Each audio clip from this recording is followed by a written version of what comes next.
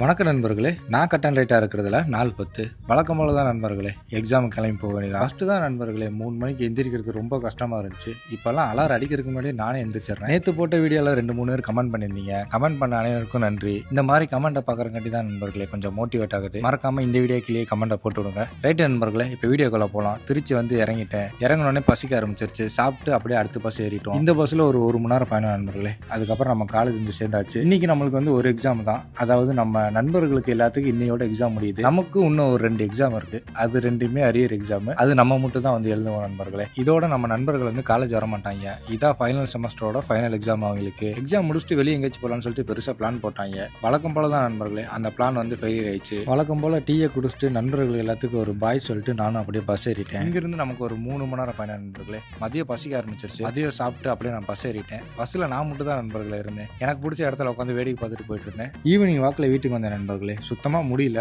Full tired ஆகிட்டேன். கொஞ்சம் editing வேலை பெண்டிங்கில் இருந்துச்சு நண்பர்களே. அதை உட்காந்து முடிச்சுட்டு அப்படியே நான் தூங்கிட்டேன். ரைட்டு நண்பர்களே, கட்டன் ரைட்டாக இருங்க. நாளைக்கு சந்திப்போம்.